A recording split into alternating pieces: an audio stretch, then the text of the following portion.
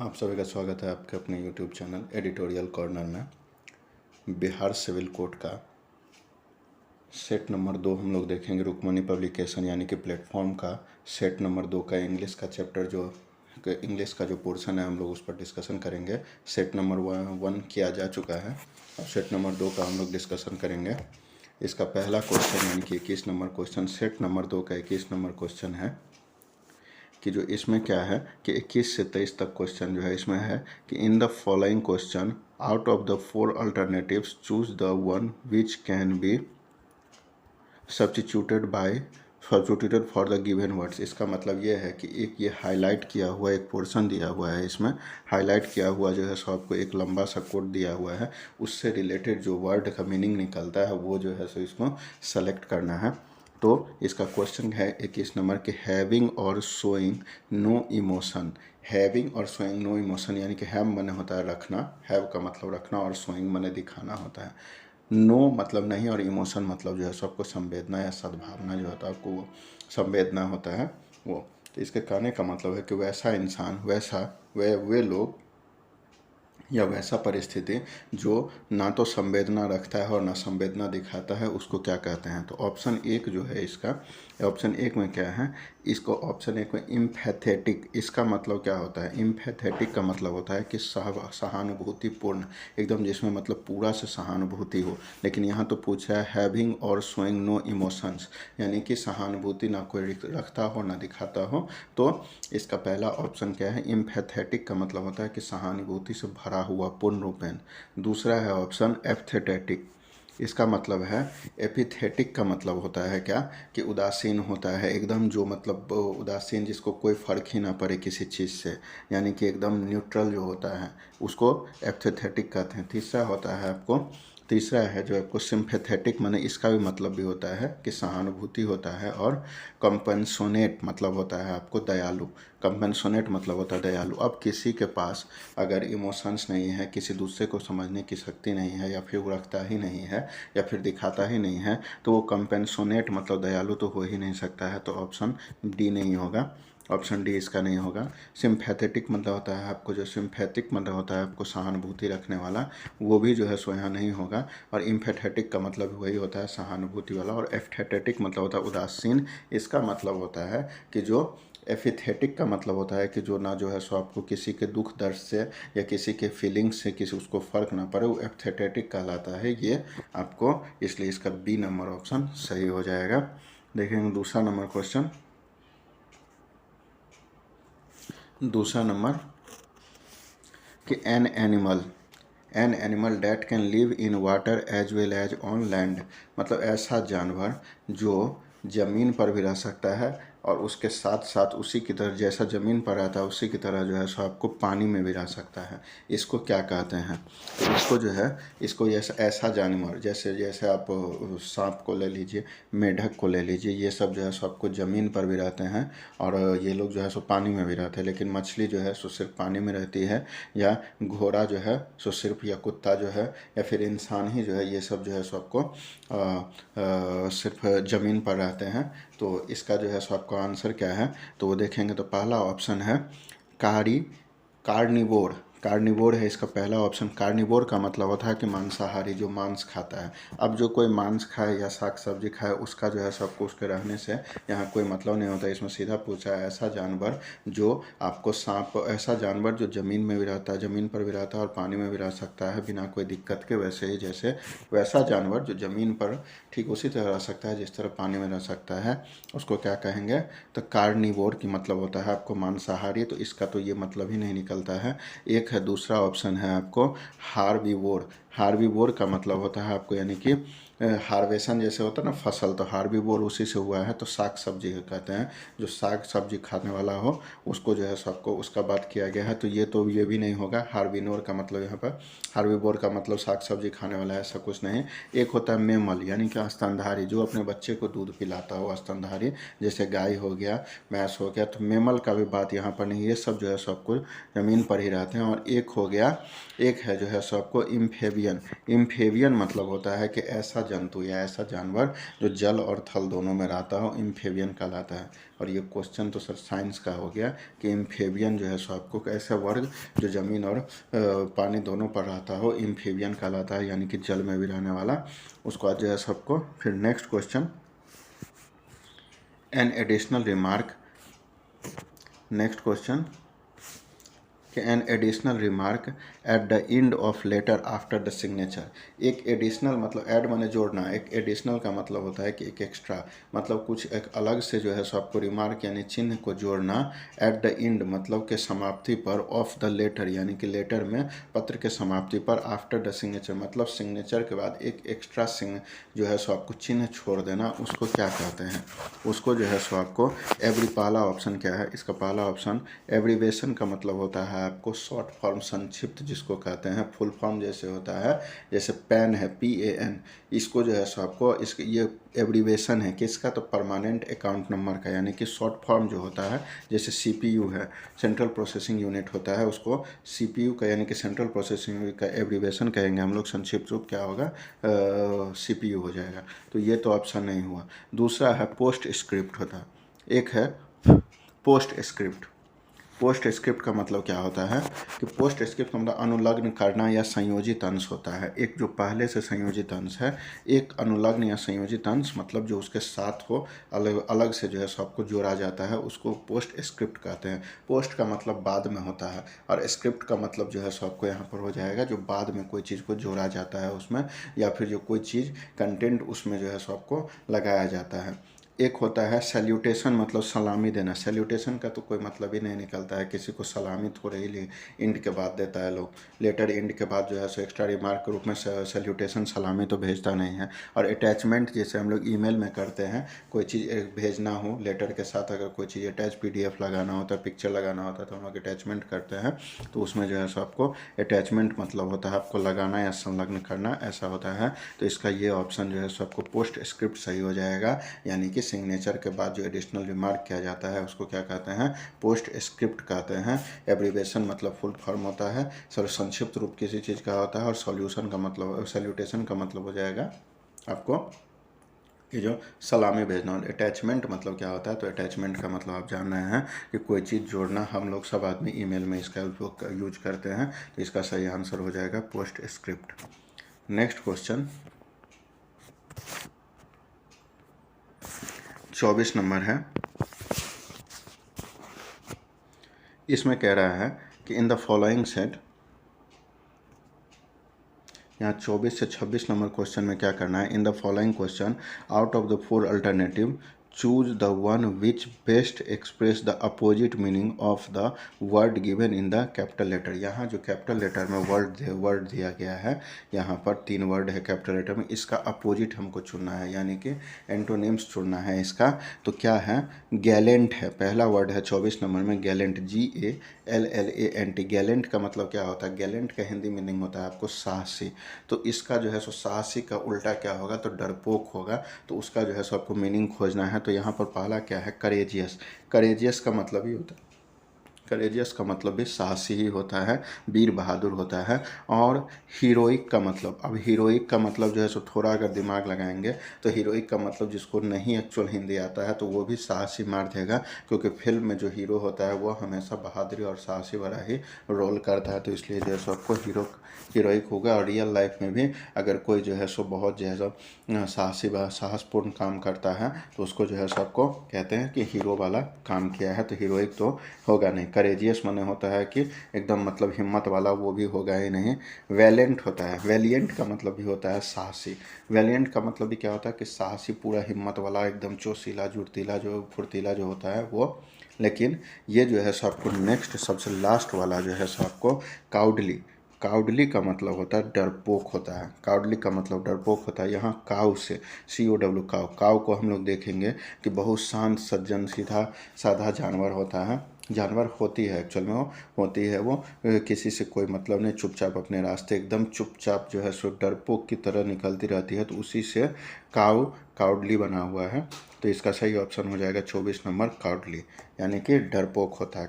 Gallant मतलब साहसी, तो करेजियस मतलब होता है आपको, करेजियस माने हो जाएगा साहसी, और ये हीरोइक साहसी, वैलियंट, वैलियंट माने साहसी, और काउडली मतलब कायर होता है, डरपोक होता है, सीधा साधा इसको कहते हैं, वो हो गया। एक नेक्स्ट क्वेश्चन है कि हार्टली, नेक्स्ट क्वेश्चन है इसका, नेक्स्ट ऑप्शन क्या है क्वेश्चन में, हार्टली। हार्टली का मतलब क्या होता है, एकदम हृदय से। हार्टली का मतलब होता है कि हृदय से किसी चीज़ को, कोई चीज़ जो है सो आपको कहना हार्टली हो गया। तो उसका जो है सो आपको देखेंगे कि इसका एंटोनिम यानी कि अपोजिट क्या है। तो इसका एंटोनिम्स में आपको क्या निकल के आता है देखेंगे। एक है कॉर्डाइल, कॉर्डियल जो है सो आपको, कॉर्डियल मतलब होता है तहे दिल से, स्नेहपूर्ण जिसको कहते हैं वो होता है। तो हार्टली माने भी होता है आपको तहे दिल से, हार्टली कहते हैं ना, हार्टली विशेष जो कहते हैं, यानी कि हार्दिक जिसको कहते हैं, हार्दिक मतलब हृदय से, स्नेहपूर्ण यानी कि कॉर्डियल हो गया। दूसरा हो गया रोबूस्ट। रोबूस्ट का मतलब भी होता है आपको कि मजबूती से, एकदम स्वस्थ तौर पर, एकदम गर्मजोशी से जिसको बोलते हैं ना, उसको कहते हैं आपको रोबूस्ट। तो इसका भी मीनिंग जो है सो आपको हार्टली से ही मिलता है।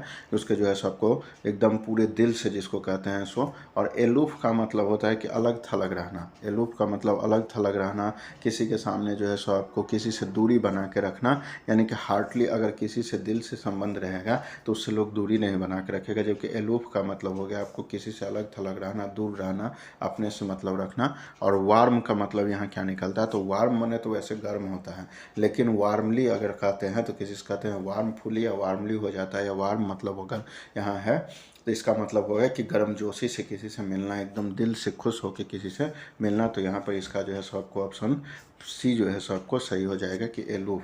ठीक है। उसके बाद नेक्स्ट है आपको 26 नंबर है कि इसका रिग्न। रिग्न का मतलब क्या होता है, रिग्न का मतलब होता है कि शासन शासन चलाना, कहीं पर शासित करना, अपना वर्चस्व बनाए रखना, अपने अंडर किसी को जो है सो आपको रखना। तो उसका जो है सो आपको दूसरा में पहला ऑप्शन क्या है कि मैनेज। मैनेज आप तभी कीजिएगा जब आप में क्षमता रहेगा, आप में जो है सो आप किसी तरह जो है सो किसी को अपने अंदर में रख के कोई काम करवाते हैं तो उसको मैनेज करना कहते हैं। तो ये तो सेम मीनिंग निकलता है। दूसरा ऑप्शन हो गया आपको येल्ड। येल्ड क्या मतलब होता है कि आप किसी के सामने जो है सो आपको झुक जाते हैं, किसी का जो है सो आपको बात मानना पड़ता है, आप जो है सो किसी के अंडर में रहते हैं। तो ये हो गया आपको येल्ड। तो बी नंबर ऑप्शन इसका जो है सो आपको सही होगा। तीसरा क्वेश्चन हो गया कि इन्फ्लुएंस। इन्फ्लुएंस मतलब होता है कि वर्चस्व बनाना, यानी कि आप किसी के सामने या किसी भी एरिया में अपना वर्चस्व बना के रखे हैं तो उसको इन्फ्लुएंस कहेंगे। कहते हैं कि आपका इन्फ्लुएंस वहाँ बहुत ज़्यादा है, यानी कि आपका वहाँ वर्चस्व बहुत ज़्यादा है, यानी कि आप वहाँ पर जो है सो एक तरह से लोगों पर शासन करते हैं। तो ये भी जो है सो आपको इसका ऑप्शन सी जो है सो मतलब सेम मीनिंग निकलता है। और एक होता है गवर्न। गवर्न का मतलब तो आप समझ ही रहे हैं कि जो गवर्नर मतलब गवर्नमेंट, गवर्न से गवर्नमेंट है, गवर्न से गवर्नर बनता है। तो ये लोग तो किसी पर शासन ही करते हैं, किसी के अंडर नहीं काम करते हैं। तो मैनेज का मतलब वही हो जाता है कि कोई चीज़ को जो है सो अपने अंडर में रख के मैनेज करना। इन्फ्लुएंस का मतलब भी वही होता है कि जो वर्चस्व बनाए रखना। एक होता है गवर्न का मतलब हो गया शासन में रखना किसी को। एक येल्ड ही होता है जो किसी के सामने झुक जाना, किसी के अंडर काम करना। तो इसका सही ऑप्शन हो जाएगा yield, B number. Next question है 27 नंबर कि in which of the following. अब इसमें जो है सो आपको क्या है, क्वेश्चन नंबर 27 से 29 तक में क्या है, in which of the following out of the 4 alternatives choose the one which best expression the meaning of the given word. अब ये जो इस 27, 28, 29 नंबर क्वेश्चन है, इसका जो है सो आपको साइनोनिम्स खोजना है, यानी कि सेम वर्ड खोजना है। जैसे चौक है पहला क्वेश्चन। चौक का मतलब होता है ना जाम हो जाना, कोई चीज़ को जो है सो आपको साफ एकदम से था बंद पड़ जाना, तो चौक हो गया। तो इसका जो है सो आपको सेम मीनिंग क्या होगा, तो स्लैश। स्लैश का मतलब होता है आपको ना काट देना, या फिर चाबुक से मारना, या फिर कोई चीज़ को काटना इन द सेंस कटौती करना, किसी को छोटा करना। काट देना इन द सेंस मार देना नहीं, कटौती करना। तो चौक का मतलब तो जाम करना है, लेकिन यहाँ स्लैश है, इसका मतलब निकलता है क्या कि कोई चीज़ को काट देना, छोटा कर देना, या फिर जो है सो आपको किसी को चाबुक से मारना, अगर वैसा देखा जाए तो वो होता है। तो ये तो इसका ऑप्शन नहीं निकलता है। ऑप्शन बी क्या है, चॉप। चॉप का मतलब होता है कि एकदम ठप पड़ जाना, कोई काम साफ ही बंद कर देना। लेकिन चौक का होता है क्या कि चौक का मतलब कोई चीज़ को जाम होना, फिर बाद में उसका रिपेयर होने पर ठीक हो जाता है। और तीसरा ऑप्शन है ब्लॉक। ब्लॉक माने में हो क्या है, ब्लॉक मतलब होता है आपको जाम कर देना, जिसको आप एक्सेस ना कर सकें, ब्लॉक हो गया वो। तो चौक से रिलेटेड करता है आपको ब्लॉक, यहाँ पे चौक का रिलेशन ब्लॉक से बनता है। तो ये जो है सो आपको इसका सही ऑप्शन चौक हो जाएगा। अब ब्लॉक हो जाएगा। और हैक का तो मतलब पता है ना आपको कि कोई चीज़ को जो है सबको चुरा लेना या कोई चीज़ का अपहरण कर लेना, तो हैक कहलाता है ये जो है। तो इसलिए चौक का जो है सो आपको सेम वर्ड हो जाएगा यहाँ पर ब्लॉक। ठीक है। अब यहाँ 28 नंबर क्वेश्चन है कि मार्वेलस का मतलब क्या होता है। मार्वेलस का मतलब ना बहुत शानदार होता है, ज़बरदस्त होता है। मार्वेलस का मतलब बहुत शानदार और ज़बरदस्त होता है। तो इसका जो है सो आपको सेम वर्ड क्या होगा, तो डेंजरस। डेंजरस माने तो खतरनाक होता है। तो खतरनाक से जो है सो शानदार का क्या मतलब, कोई मतलब नहीं।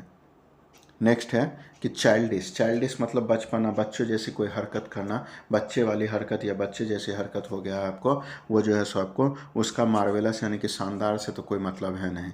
इनोसेंट का मतलब होता है आपको एकदम मासूम होता है, जो निर्दोष होता है उसको इनोसेंट हम लोग बोलते हैं। तो मार्वेलस यानी कि शानदार का इनोसेंट से भी कोई रिलेशन नहीं है। और एक होता है वंडरफुल, मतलब आश्चर्यजनक शानदार होता है।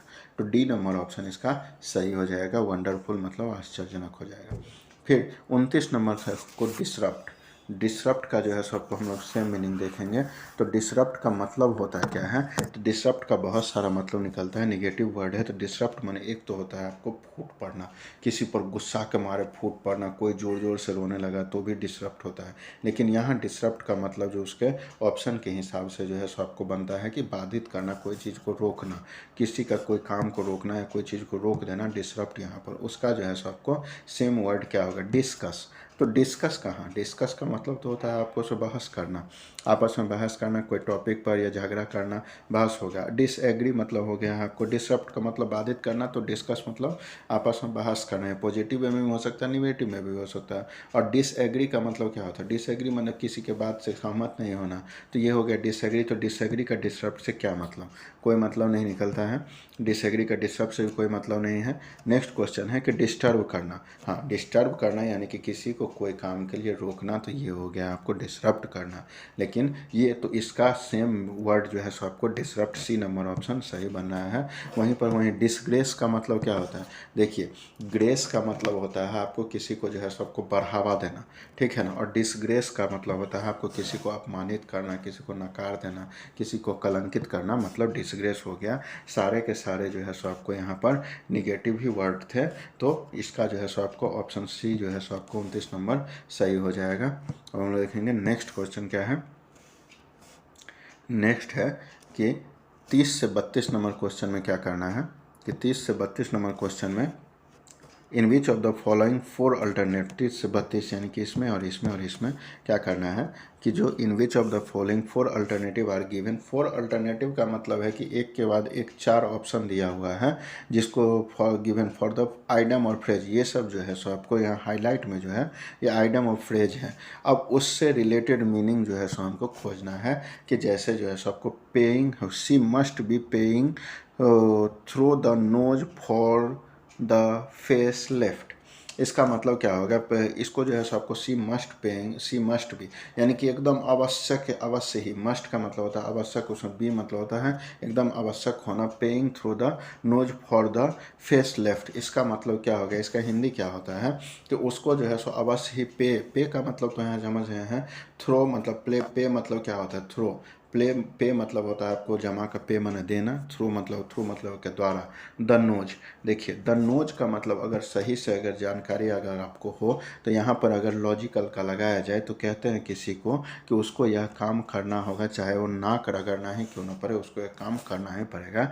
तो कोई काम को ज़बरदस्ती करना, खुश से करना, खुश मन से करना या ज़बरदस्ती करना, दुखी होकर करना, उसमें नाक वर्ड का अगर यूज आता है, वो मतलब नाक वर्ड का अगर यूज आ रहा है, तो मतलब समझ जाए कि कोई काम जो है सो हर हाल में होना ही होना है, उससे रिलेटेड होता है। तो इसका अब आप देखिए कि इसका मतलब क्या होता है, कि उसको हर हाल में जो है सो आपको पैसा देना है। लेकिन क्या पेइंग थ्रू द नोज का मतलब है कि सीधा मतलब इसका निकलता है क्या, कि ऑप्शन से आपको क्लियर होगा कि देखिए पेइंग लेस देन नेसेसरी, नहीं पेइंग अगर लेस देन नेसेसरी मतलब कि ज़रूरत से कम देना है उसको, तो ज़रूरत से कम अगर देगा तो उसमें नाक का बात कहाँ से आएगा। इज्जत में का मामला में भी नाक का बात आ जाता है, तो इसमें इसमें नाक का तो बात ही नहीं आना है, ऑप्शन ए नहीं होगा। ऑप्शन बी में क्या होगा, पेइंग टू मच, इसको ऑप्शन में जो है सबको विचार पर जो है सबको रखा जा सकता है। तो ऑप्शन बी का मतलब पेइंग टू मच मतलब बहुत ज़्यादा देना पड़ना, यानी कि बहुत ज़्यादा देना in the sense too, T और टू और T double O too, too में अंतर होता है। टू एक प्रीपोजिशन है जिसका मतलब होता है कि कहीं और जाना, किसी और जाना, जैसे स्टेशन की ओर जाना, गोइंग टू द स्टेशन होता है की ओर। टी डबल ओ टू हो गया ना, तो इसका मतलब होता है कि आपको बहुत ज़्यादा हो गया। या फिर जो है सो मैं भी अगर कहूँगा कि मैं भी खाऊँगा तो me too eat, I me too eat भी कह सकते हैं, वहाँ पर जो है सो मैं भी खाऊंगा, मैं टू भी, मैं भी के लिए टू होता है। और टी डबल ओ टू मतलब होता है कि बहुत ज़्यादा। और चूंकि मनी का बात किया गया है यहाँ पर, पैसा ही देने का, पे करना है तो पैसा पे करना है, तो वो अनकाउंटेबल नाउन है, तो उसके लिए जो है सो आपको मच का यूज होगा। काउंटेबल के लिए मैनी का यूज होता है, तो पेइंग टू मच इसका ऑप्शन सही हो जाएगा। अब थर्ड ऑप्शन क्या है, पेइंग द राइट अमाउंट। अगर कोई चीज़ का अगर वाजिब दाम, उचित दाम देना है तो उसमें नाक का बात ही नहीं आना है, तो तीसरा ऑप्शन भी वैसे ही गलत हो जाता है। चौथा है पेइंग रेलिक्वेंटली, मतलब हो गया है आपको पर्याप्त तौर पर जो है सो कोई चीज़ को देना है, जो है सो आपको सामान्य तौर पर देने का बात हो रहा है, तो यहाँ पर जो है सो ऑप्शन सी डी भी कट रहा है। ऑप्शन बी का मतलब यह है कि कोई चीज़, यहाँ पर पेइंग टू मच का मतलब ये हो गया, सी मस्ट भी, उसको देना ही पड़ेगा। पेइंग टू मच में ज़रूरत से ज़्यादा देना पड़ेगा, मतलब ज़्यादा, जो बहुत ज़्यादा देना पड़ेगा। फॉर द फेस लेफ्ट, उसको जो है सो इस चीज़ को अपना करने के लिए, अपना जो है सो आपको जान छुड़ाने के लिए उसको जो है सो आपको ये करना ही पड़ेगा। नेक्स्ट क्वेश्चन, ज़्यादा पे करना ही पड़ेगा। नेक्स्ट क्वेश्चन है she is putting the cart before the horse by purchasing furniture before buying a house. इसका क्या मतलब है कि जो इसका सिनोनिम क्या होगा कि putting the cart before the horse, मतलब क्या है, घोड़ा गाड़ी जो होता है उसमें पहले जो है सबको घोड़ा होता है और घोड़ा के पीछे गाड़ी लगा होता है, लेकिन यहाँ पर बोल रहा है ना पुटिंग मतलब रखना, द कार्ट, कार्ट का मतलब होता है गाड़ी, पुटिंग मतलब रखना, द कार्ट मतलब गाड़ी, बिफोर का मतलब पहले, द हॉर्स का मतलब घोड़ा, मतलब घोड़ा से पहले वो गाड़ी ही रख दिया है। बाय परचेजिंग, बाय परचेजिंग मतलब यहाँ पर जो है सो आपको, ये तो पहले बोल दिया कि पहले जो है सो आपको गाड़ी रख दिया है, उसके पीछे घोड़ा लगा दिया है, तो ये तो जो है सो आपको गलत काम किया ही गया है। उसके बाद जो है सो उसको रिलेटेड, उसको जोड़ा है, ही से जोड़ा है कि जो purchasing furniture before buying house, कोई इंसान है, किसी के बारे में बात किया जा रहा है, जो मेल है ही है, वो क्या किया है कि घर खरीदने से पहले ही फर्नीचर खरीद के रख लिया है। यानी कि वही बात है कि गाड़ी जो है सो आपको पहले लगा लिया है, घोड़ा बाद में जो है सो आपको लगाया है, तो ये तो जो है सो आपको उल्टा काम किया है। यानी कि पहले घोड़ा होना चाहिए था, फिर गाड़ी, पहले जो है सबको घर होना चाहिए था, फिर फर्नीचर। तो उससे रिलेटेड ऑप्शन क्या देंगे, तो उससे रिलेटेड ऑप्शन क्या है, doing a thing in the wrong way. एक इसका जो है सो आपको doing a thing in the wrong way का मतलब क्या है कि इसका मतलब कोई काम जो गलत तरीके से करना, यही इसका मीनिंग निकलता है। यहाँ अभी तक तो यही इसका मीनिंग निकल रहा है। ऑप्शन बी में देखेंगे, doing a thing in a right way, एकदम एब्सोल्युटली रॉन्ग है कि कोई चीज़ जो है सो आपको घर खरीदने से पहले आप फर्नीचर खरीद लेंगे तो कहाँ रखेंगे उसको, तो ये तो गलत तरीका है। घर खरीदने से पहले फर्नीचर खरीदना तो एक गलत तरीका है, तो ये जो है सो आपको ऑप्शन बी तो वैसे ही हट जाएगा। अब नेक्स्ट क्वेश्चन है, नेक्स्ट ऑप्शन है कि कमिटिंग अ ग्रेट क्राइम, मतलब यहाँ क्राइम का तो कोई मतलब ही नहीं निकलता है, यहाँ पर नेगेटिव वर्ड ही नहीं है, यहाँ तो इंसान गलती कर रहा है, तो कमिटिंग अ ग्रेट क्राइम तो होगा नहीं। और डूइंग थिंग्स मेटिकुलसली मतलब जो है सो आपको कोई काम जो है सो आपको हास्यास्पद तरीके से, हंसने वाला, या जो है सो आपको कोई काम करना, ये तो जो है सो आपको है नहीं, तो इसका सही ऑप्शन है doing a thing in the wrong way, कोई काम को गलत तरीके से किया जा रहा है, उसके बारे में यहाँ पर बात हो रही है। अब हम लोग देखेंगे कि नेक्स्ट क्वेश्चन क्या है, what egged you on to become a social worker, what egged you on to become a social worker, तुम्हें एग्ड, एग ऑन होता है, ई डबल जी एग मने होता है आपको ऑन, एग के साथ में ई डबल जी एग, अंडा जो होता है उसके साथ ऑन अगर लग गया तो उसको इसको हो जाता है प्रेरित करना। अब देखिए इसको कैसे बनाया गया होगा फ्रेज को, जरा अगर सोचा जाए तो ज़िंदगी में हम लोग कभी नहीं भूलेंगे। तो एग्ड ऑन, देखिए एग से, अंडे से बच्चा निकलती है, अंडे से जो है सो आपको चूजा निकलता है, तो अंडा खुलता है ऊपर से, उसमें से निकलता है, यानी कि प्रोत्साहित हो गया, कोई चीज़ को जो है सो खोलना, कोई चीज़ से बाहर निकलना, यानी कि खुद को प्रोत्साहित करने का बात हो रहा है, प्रोत्साहित करने का जाएगा। तो यहाँ पर एग्ड ऑन हो गया है। What egged on you to become a social worker का मतलब क्या होगा? एग्ड ऑन का मतलब होगा यहाँ पर प्रेरित करना। और वैसे भी अगर नहीं समझ में आता है तो आप जो है सो इसमें देख सकते हैं कि डैम्पेंड यहाँ पर ऑप्शन एक है, पहला ऑप्शन हो गया अर्ज मतलब प्रेरित करना। इसका पहला ऑप्शन यही होगा कि तुमको क्या प्रेरित किया था सोशल वर्कर बनने के लिए, क्या चीज़ तुम ऐसा जो है सो आपको देखें, क्या चीज़ ऐसा सोचे या तुम्हारे अंदर क्या ऐसा आया जो तुमको प्रेरित किया कि तुमको जो है सो आपको वर्कर बनना है। तो यहाँ जो हो जाएगा कि इसका प्रेरित करना, अर्ज ऑन, अर्ज होता है यानी कि प्रेरित करना। अर्ज का मतलब होता है आपको प्रेरित करना, प्रोत्साहित करना। देखिए डैम्पेन माने होता है आपको कोई चीज़ को जो है सो आपको बाधित करना। डैम्पेन मतलब होता है कोई किसी को रोकना। तो डैम्पेन मतलब यहाँ पर देखिए, यहाँ पर यही क्यों होगा, अर्ज का ही मीनिंग क्यों होगा कि तुमको क्या प्रेरित किया कि तुम वर्कर बन गए। अगर यहाँ पर निगेटिव वर्ड यानी कि डैम्पेंड का बात होता है, डैम्पेन मतलब ये होता है आपको, डैम्पेंड मतलब होता है आपको किसी को रोकना, हतोत्साहित करना। यहाँ भी निगेटिव वर्ड है। डिस्करेज का मतलब ये होता है किसी को जो है सो आपको मनोबल तोड़ देना, हतोत्साहित कर देना, उसका कॉन्फिडेंस गिरा देना। और हिंडर मतलब होता है आपको बाधित होना, हिंडर्ड मतलब भी बाधित होना होता है। उसका भी मतलब होता है कि आप किसी को कोई काम के लिए रोक देते हैं या किसी का मनोबल गिरा देते हैं। बस ये तीन वर्ड बी, सी और डी, ये तीनों वर्ड जो है सो आपको नेगेटिव वर्ड है। बट एक अर्ज जो है आपको मतलब वो पॉजिटिव वर्ड है कि तुमको क्या प्रेरित किया कि तुम जो है सो आपको सोशल वर्कर बने। अब बात है कि डैम्प्ड या डिस्करेज या हिंडर क्यों नहीं होगा।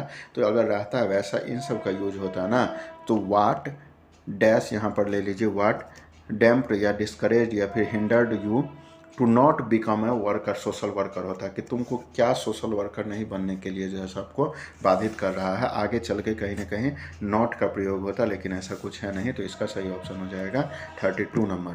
ठीक है, नेक्स्ट क्वेश्चन है फिल इन द ब्लैंक्स है। यहाँ पर 33 से लेकर 37 तक जो है सबको फिल इन द ब्लैंक्स भरना है। तो इसमें क्या है कि 33 से 37 तक, in which of the following question sentence are given which blank to be filled in with an appropriate word, 4 alternative are suggested for the each question, choose the correct one। यहाँ जो है सो आपको 4 ऑप्शन दिया गया है। 4 option में से एक जो सटीक यहाँ पर बैठता है उसके बारे में जो है सो आपको उसको यहाँ पर जो है सो आपको बैठाना है, वहाँ पर फिल करना है। जो होता है दोज हु, वैसे लोग, वो लोग जो the dash of their riches are not truly rich, वैसे लोग जो डैश मतलब वहाँ पर क्या भरना है ये देना है, इसका मीनिंग निकलता है तो अलाउंस, मतलब those who allowance of their riches are not truly rich. मतलब ऐसा थोड़ी है कि कोई अगर मान लीजिए कि खूब ज़ोर ज़ोर से बोल रहा है, अलाउंस कर रहा है, पूरे दुनिया में जो है सबको डंका बजा रहा है कि मैं रिच हूँ, तो रिच वो जो है सबको रियल में वो रिच नहीं होता है। तो ऐसा जो है सो बात नहीं है। अब हमारे देश के मुकेश अंबानी तो इतना जो है सबको दान करते हैं। अभी आप देख लीजिए 1161 करोड़ रुपए का जो है सो आपको दान करके शिव नादर जो है, आपको हुरून रिच लिस्ट का जो है सो एक रिपोर्ट आया है जिसमें 1161 करोड़ रुपए का जो है सो आपको दान किए हैं। कौन? शिव नादर। इस अमाउंट को दान करने के बाद वो जो है सो अजीम प्रेम जी को छोड़कर पीछे जो है सो आपको शिव नादर भारत के सबसे ज़्यादा दानी और उदार व्यक्ति बन गए हैं। तो ऐसा थोड़ी है कि वो दे रहे हैं तो वो अलाउंस नहीं करते, उनका भी तो धन अलाउंस हो ही रहा है। तो यहाँ अलाउंस नहीं आएगा। क्लेम मतलब दावा करना, जो खुद को अमीर होने का को दावा करता है वो जो है सो आपको रियल में अमीर नहीं होता है। ऐसा नहीं है कि अगर किसी के पास धन है तो वो जो है सो आपको दावा करता है कि जो है, अगर करता है तो उसके पास चूँकि धन रहता है। और प्रिटेंड माने झूठा दिखावा करना, झूठा दिखावा करने का कोई मतलब ही यहाँ नहीं निकलता है। जिसके पास धन होगा वो झूठा दिखावा क्यों करेगा। हाँ, एक बोस्ट ऑफ है। एक बोस्ट जो है सो यहाँ चूंकि ऑफ आया हुआ है तो बोस्ट BOAST, बोस्ट ऑफ का मतलब ये होता है आपको डींग हाँकना। इसका मतलब क्या होता है? बोस्ट ऑफ का मतलब होता है आपको डींग हाँकना। बोस्ट ऑफ डायरेक्ट यहाँ पर जो है सो आपको सेट हो रहा है कि वह व्यक्ति जो डींग हाँकता है वो रियल में जो है सो आपको अमीर नहीं होता है। ठीक है, नेक्स्ट क्वेश्चन 34 है कि इसमें क्या फिट होगा ये हम लोग देखेंगे। क्या है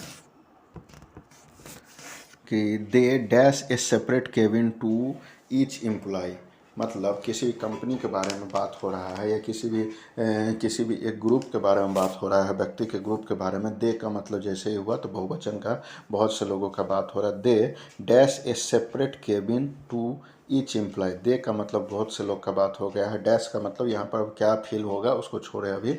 इस सेपरेट का मतलब होता है, सेपरेट का मतलब होता है अलग अलग। केबिन का मतलब होता है कि केबिन जहाँ लोग काम करते हैं, एक अलग सा कमरा टाइप का बना हुआ। टू ईच एम्प्लॉय का मतलब हो गया कि प्रत्येक, ईच माने प्रत्येक, और एम्प्लॉय का मतलब हो गया है आपको अपने कर्मचारी को, काम करने वाले को। तो they allotted a separate cabin to each employee. Allotted होगा यहाँ पर जो सही ऑप्शन 34 नंबर का सही ऑप्शन ए होगा कि वे अपने सभी स्टाफ को एक एक केबिन अलॉट किया है। अलॉट मतलब होता है आपको देना, तत्कालिक तौर पर ही देना। जब वो छोड़ के चला जाएगा तो वो उसको हटा दिया जाएगा वहाँ से, तो अलॉट हो गया। दूसरा जो है सो आपको एसर्टेड है। दूसरा क्या है, इसका मीनिंग क्या होता है? एसर्टेड का मीनिंग क्या होता है? एसर्टेड माने हो गया है आपको दावा करना। ऐसा थोड़ा ही है कि कोई दे एसर्टेड ए सेपरेट केबिन, मतलब कोई वे लोग जो है सो आपको एकदम दावा करके जो है सो किसी को पर्सनल केबिन दे रहे हैं। तो एसर्टेड का मतलब हो जाएगा दावा करना। ना एम्प्लॉय उस पर जो है सो आपको दावा कर सकता है, ना वो जो है सो आपको मालिक उसको दावा कर सकता है कि नहीं एकदम दावा करके कि यही तुमको दिया गया है। ऐसा नहीं, कभी ज़रूरत पड़ता है तो केबिन को चेंज भी किया जा सकता है, ऐसा बात है। और ओन्ड मतलब हो जाएगा कि मालिकाना हक होना। अब ऐसा थोड़ी, कहीं ऑफिस में लोग काम करता है तो उसको जो है सबको मालिकाना हक तो नहीं दिया जाता है, टेम्प्रोरी बेस पर रहता है। और अपॉइंट मतलब होता है नियुक्त होता है। तो किसी को केबिन जो है सो अपॉइंटमेंट में थोड़ा ही मिलता है। अपॉइंटमेंट में जो है सबको, अपॉइंट का मतलब सीधा ही हो गया, अपॉइंटेड मतलब हो गया नियुक्त करना, बहाल करना। तो केबिन में किसी को थोड़ा ही बहाल किया जाता है। तो यहाँ हो जाएगा आपको अलॉटेड, इसका सही ऑप्शन हो जाएगा। फिर नेक्स्ट क्वेश्चन है कि they don't have enough money to dash photography as a serious hobby. उसके पास I don't have enough money, मेरे पास इतना पैसा नहीं है।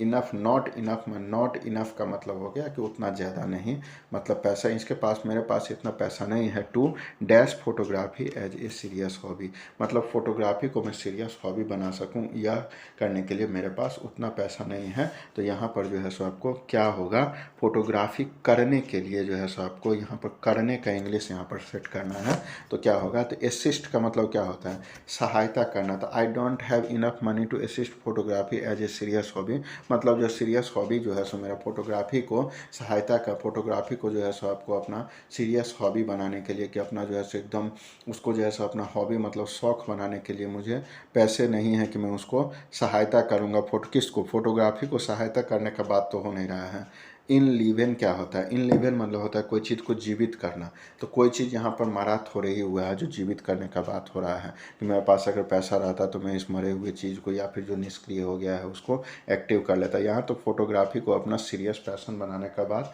सीरियस हॉबी बनाने का बात हो रहा है। तीसरा है अनटाई। अनटाई का मतलब होता है बंधन खोलना, कोई चीज़ जो बंधा हुआ है उसको खोलना। टाई माने होता है जैसे हम लोग टाई लगाते हैं ना, गले के नीचे शर्ट पे टाई लगाते हैं, तो टाई का मतलब होता है बांधना। अनटाई का मतलब होता है कोई बंधन को खोल देना। तो अनटाई हो गया। तो अनटाई भी ऑप्शन यहाँ पर सही नहीं है, क्योंकि फोटोग्राफी कहीं मजबूरी में बंधा नहीं हुआ है, फोटोग्राफी कहीं मजबूरी में रुका नहीं हुआ है पैसे के कारण, जो उसको जाके छोड़ा लिया जा सके। एक होता है परस्यू। परस्यू माने होता है कोई चीज़ को पाने की कोशिश करना या कोई चीज़ को लगे रहना।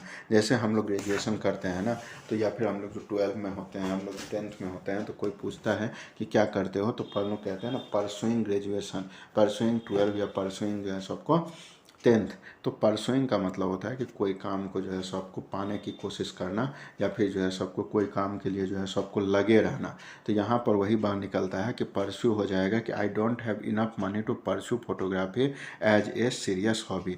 फोटोग्राफी को सीरियस हॉबी बनाने के लिए, मतलब उसमें लगे रहने के लिए मेरे पास पैसा नहीं है, उसको किसी तरह पाने के लिए, उसको फोटोग्राफी को सीरियस हॉबी बनाने के लिए, पाने के लिए मेरे पास इतना पैसा नहीं है। तो ऑप्शन 4 जो है सबको इसका सही हो जाएगा। नेक्स्ट ऑप्शन है 36 नंबर कि I felt hungry around midnight, मतलब मैं फील का जो है सबको सेकंड फॉर्म है, चूँकि पास्ट का बात हो रहा है। अभी जैसे सुबह में मैं रात का अगर कहानी बता रहा हूँ तो पास्ट की कहानी बता रहा हूँ। तो आई फील्ट हंग्री मतलब मैं जो है सबको भूखा महसूस कर रहा था। कब, अराउंड मिडनाइट, यानी कि अराउंड का मतलब होता है ना बीच में, मिडनाइट यानी कि बीच रात में जो है सो। बट देयर वाज, बट मतलब लेकिन, there was nothing dash there was dash anything to in the fridge, anything in the fridge. मुझे मैं अपने भूख बीच रात मुझे बहुत तेज़ का भूख लगा था, बहुत ज़ोर भूख लगा था, मैं महसूस कर रहा था, भूखा महसूस कर रहा था, लेकिन फ्रिज में जो है सो आपको कुछ नहीं था। यहाँ पर जो है सो आपको बात हो रहा है तो क्या होता है इसका, देखिए एम्पल माने होता है प्रचुर मात्रा में। अगर मान लीजिए कि I felt hungry around midnight but there was ample anything in the fridge, अगर बहुत प्रचुर मात्रा में कोई चीज़ रहता तो मैं खा लेता, तो मैं सुबह कहानी ही नहीं बताता, क्योंकि वो जो है सो आपको ऐसा क्योंकि मेरा पेट भर गया रहता तो मैं बताता ही नहीं, उस चीज़ का जिक्र नहीं होता। ओनली का मतलब एकदम थोड़ा सा होता है, ओनली मतलब केवल, यानी कि केवल का मतलब जो है सो आपको थोड़ा सा, तो बहुत थोड़ा सा जो है सो आपको यानी कि चीज़ था वहाँ पर जो है सो आपको इस ये भी सेट नहीं कर रहा है। और सम वाट का मतलब क्या होता है, सम वाट का मतलब एकदम कुछ हद तक वहाँ जो है सबको कोई चीज़ था। और यहाँ पर थर्ड फोर्थ ऑप्शन होता है आपको हार्डली। देखिए हार्डली का मतलब जो है सो आपको क्या होता है कि बहुत कम मात्रा में जो है सबको कोई चीज़, मुश्किल से ही कोई चीज़ का होना जो कहते हैं वो होता है। तो आप हमेशा याद रखिएगा हार्डली और बेयरली का यूज ऐसे जगह पर होता है जहाँ पर कोई चीज़ ना के बराबर ही हो, तो उसके जगह पर जो है सबको हार्डली या बेयरली यूज होता है, याद रखना। तो ऑप्शन डी जो है सबको इसका सही ऑप्शन हो जाएगा। नेक्स्ट क्वेश्चन है कि न्यूटन जो है, न्यूटन सर जिन्होंने ग्रेविटेशन का रूल दिया था उनसे रिलेटेड कुछ है कि Newton discovered the dash of gravity while watching an apple fall from the tree. देखिए न्यूटन जो है सो आपको डिस्कवर का मतलब क्या है, खोजें, द किस चीज़ का, डैश ऑफ ग्रेविटी। द वैसे तो जो अगर देखा जाए तो वैसे द होता है आपको द लॉ ऑफ ग्रेविटी होता है, यानी कि या फिर दूसरा जो है सो आपको the principle of gravity. The principle of gravity का मतलब ये होता है कि सिद्धांत, गुरुत्वाकर्षण का सिद्धांत जो है सो आपको, या गुरुत्वाकर्षण का नियम सीधा, ये तो फिजिक्स में हम लोग कितना बार पढ़े हैं, तो लेकिन उसको इंग्लिश में जोड़ने के लिए the principle of the gravity while watching an apple fall from the tree. हम लोग जो है सबको न्यूटन के बारे में जानते हैं कि उन्होंने ग्रेविटेशन का खोज किया था। एक बार वो पेड़ के नीचे बैठे थे तो पेड़ से जो है सबको एक सेब गिरा था, तो उसको देख के उनके दिमाग में आया था। तो यहाँ पर देखिए पहला ऑप्शन क्या है, प्रिंसिपल ही क्यों, बिलीफ क्यों नहीं, बिलीफ माने अवधारणा होता है। अवधारणा का मतलब हो गया कि कोई चीज़ अगर हम लोग सोच लिए, विचार लिए कि ऐसा होता है तो ऐसा होने लगता है। जैसे जो है सो आपको काला जादू के बारे में एक बिलीफ है, लोगों के बीच एक अवधारणा बना हुआ है, तो बिलीफ का तो ऑप्शन नहीं होगा। कोड का मतलब जो है सो ऐसा थोड़ी कोई रहस्यमय चीज़ हो गया, तो कोड ऑफ ग्रेविटी नहीं है। कोड ऑफ ग्रेविटी का क्या मतलब होता है कि कोड का मतलब कोई कूट वर्ड, जिसको जो है सो आपको बाद में कोडिंग करके उसके बारे में पता लगाया जा सके, जो स्पष्ट नहीं हो। लेकिन जो है जहाँ तो प्रिंसिपल जो वो सिद्धांत दिए थे वो तो पूरा जो है सो आपको क्लियर है, ठीक है। थर्ड लॉ है कि जो थर्ड तो principle, the principle of gravity तो हो ही गया। और थेसा है, चौथा है का थेसिस। थेसिस का मतलब होता है कि कोई लेक्चर दे देना या कोई किसी चीज़ उसके बारे में बता देना, प्रैक्टिकल करके नहीं दिखाना ये। लेकिन यहाँ पर जो है सो ऐसा तो था नहीं, उन्होंने तो सब कुछ क्लियर करके बताया था। तो यहाँ Newton discover the principle of the gravity while watching an apple fall from the tree. अगर यहाँ प्रिंसिपल की जगह पर लॉ भी रहता ना, तो वो भी जो है so the law of gravitation भी होता सही, ठीक है। तो उसके जगह पर प्रिंसिपल की जगह पर हम लोग लॉ चूज करते हैं। नेक्स्ट क्वेश्चन है कि यहाँ पर मिस स्पेल्ड को जो है सो आपको पहचानना है कि मिस स्पेल्ड कौन सा है। मिस स्पेल्ड जो है सो आपको क्या है यहाँ पर देखना है। तो एक है कि यहाँ पर थ्रेटेंड यानी कि धमकी देना, उसका स्पेलिंग THRETENED दिया हुआ है, लेकिन इसका सही ऑप्शन होगा THEATENED। थ्रेटेंड होता है THEATENED, थ्रेटेंड मतलब होता है आपको धमकी देना, ठीक है। दूसरा ऑप्शन है क्या है यहाँ पर कि थर्मामीटर। इसका मीनिंग देख लेते हैं, इसका आप सही स्पेलिंग है। थर्मामीटर मतलब जिससे हम लोग बुखार नापते हैं, तापमान मापी जिसको कहते हैं थर्मामीटर। थैंक्स गिविंग का मतलब क्या होता है THANKS। इस पे जाल में नहीं फंसेगा कि थैंक्स गिविंग दो अलग अलग वर्ड है। थैंक्स गिविंग अगर साथ में आ रहा है तो उसका मतलब निकलता है कि धन्यवाद देना।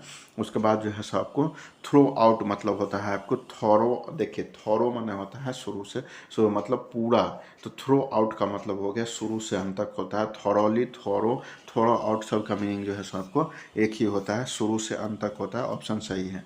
ऑप्शन नंबर क्वेश्चन नंबर 39 है क्या कि बाइंग, BUYING, बाइंग मतलब होता है कोई चीज़ खरीदना, ऑप्शन एकदम सही है।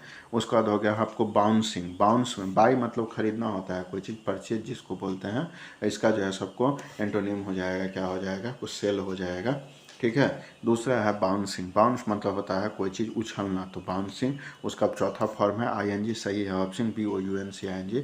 और बॉक्सिंग क्या होता है आपको, बॉक्सिंग हो गया है आपको जो है सो आपको कोई चीज़ को जो है सो या तो पैक करना, या उसको बॉक्सिंग कर सकते हैं, या फिर जो है सो आपको एक जो है सो आपको खेल जिसमें होता है वो बॉक्सिंग हो गया। और तीसरा, इसका भी सही ऑप्शन है, तीसरा चौथा ऑप्शन है बिगनिंग, BEGINING, यहाँ बिगनिंग दिया हुआ है, शुरुआत करना जिसको बोलते हैं, लेकिन उसका ऑप्शन होता है BEGINNING BEGINNING होता है बिगनिंग, तो इसका सही ऑप्शन हो जाएगा ऑप्शन 4, बिगनिंग का ऑप्शन गलत है।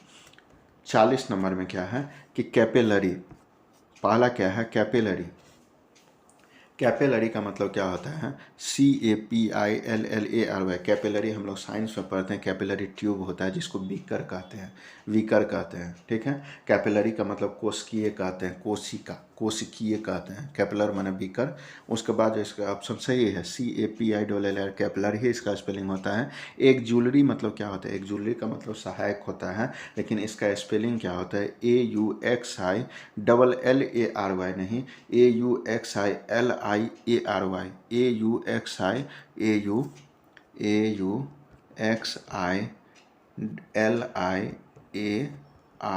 एक ज्वेलरी मतलब होता है आपको सहायक होता है, एक ज्वेलरी एक वर्ब का फॉर्म भी है, इसका मतलब AUXILLARY हो गया, डबल एल के जगह पर जो है सो आपको दूसरा वाला एल के जगह पर यहाँ पर जो है सो आपको AUXILLARY, दूसरा वाला एल की जगह पर आई होगा यहाँ पर ऑप्शन में। तीसरा क्या है कोरोलरी, माने क्या होता है, कोरोलरी का हिंदी क्या होता है आपको, परिणामी, कोरोलरी का जो है सो आपको परिणामी होता है, यानी कि COROLLARY, कोरोलरी का मतलब होता है परिणामी, ये भी सही है। और एंसिलरी का मतलब होता है आपको क्या होता है, एंसिलरी मतलब सहायक, इसका भी होता है। एक्जुलरी और एंसिलरी दोनों का मतलब तो सहायक ही होता है, लेकिन स्पेलिंग में जो है सो आपको एरर था, तो एक्जुलरी हो गया।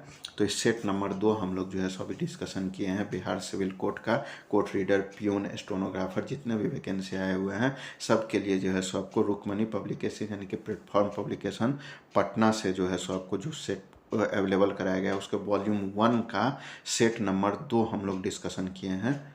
अब नेक्स्ट डे यानी कि कल हम लोग जो है सो आपको सेट नंबर 3 का 20 क्वेश्चन देखेंगे। अगर आप लोग को कंटेंट अच्छा लग रहा हो, अच्छा तो समझ में आ रहा हो, तो चैनल को लाइक कीजिए, सब्सक्राइब कीजिए, दोस्तों के साथ शेयर कीजिए। इंग्लिश के कारण किसी का सिलेक्शन दोस्तों नहीं रुकना चाहिए। मिलते हैं कल नए सेशन के साथ, तब तक के लिए आप सबको और आपके पूरे परिवार को दिवाली के हार्दिक बधाई, शुभकामनाएं।